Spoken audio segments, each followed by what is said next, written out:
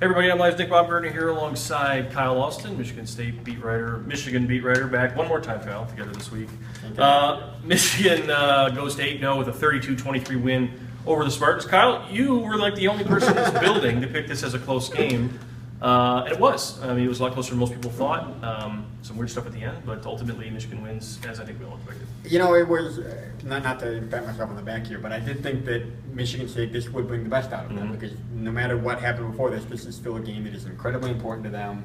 They know the history. They didn't want to be the guys that had the huge blowout. And I think that's what we saw. I think we saw a lot of guys playing better than they have. You know, I think that they got things together in the second half. We can talk about a little bit more, but I think the biggest reason they weren't in the game at the end was some curious coaching decisions and what was Mark D'Antonio doing a couple times there. Yeah, I think ultimately, you know, Michigan made a lot of plays and controlled the middle of the game. They're up 30-10 at one point and in control there late in the fourth quarter. But really the difference in a lot of ways was one side didn't make any coaching errors and the other made a ton. And I mean, it's not the ultimate difference, but it was certainly a significant difference. Well, the play at the end of the half. Right. Some of the field goal try there when you're down 17, whatever it was. So weird stuff. I look at the first and goal. They run it 4 times to L.J. Scott, basically the same play. I mean, Michigan knew what was happening there. They defended that afterwards, saying, "Hey, that's what was working. We're going to keep doing what we were doing." But you know, it seemed like they were hitting their head against the wall there. So I mean, I think Mark D'Antonio is going to be questioned more after this. I mean, I look at the field goal try.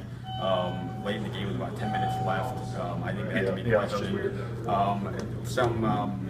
Some discrepancy about Tyler O'Connor, if he checked out of that interception. He should have never ran the play. They should have never ran the play. No sense. So we haven't said this a lot over the last couple of years, but yeah, a lot of ways to question Mark D'Antonio. But Michigan obviously played great in the first half too. Yeah, I mean, Michigan, you know, other than the last 7 minutes of the game, I feel like they were ready to take that as a pretty lopsided win, and then Michigan State creeps back in there. But, you know, that was good for Michigan. They have a 60-minute game, haven't had one of those in a while, and they've got things that they need to work on now defensively that are on tape as they've been controlling people for quite a bit. So I think it was good for them. Obviously, they get through this hump. This was a mental hurdle. They didn't want to say it, but it was certainly a mental hurdle for them. Those seniors have lost these guys so many times. And even at the end of the game where it looks like things are going to get weird again. So it was a mental hurdle for them. They were able to clear it, and now they can get refocused and focus on the Big Ten title. For Michigan State, of course, that's 6 losses, so one more. And that's about all she wrote. Yeah, I mean, they can make 5 and 7 now if you beat Ohio State at home and Penn State on the road.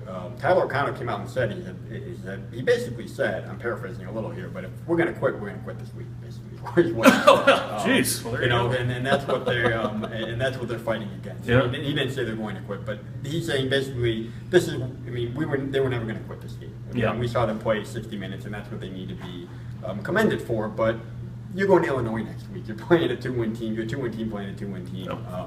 So, I mean, that's to me the real test is can they keep it going after this? Because you don't need any motivation today. You need a little bit of motivation against Illinois. Well, both teams move on. Michigan 8-0 takes on Maryland at home next week. Michigan State goes to Illinois. Kyle will be in Illinois. I'll be in Ann Arbor. Until then, thanks for watching. And for Kyle and Nick, we'll talk to you guys later.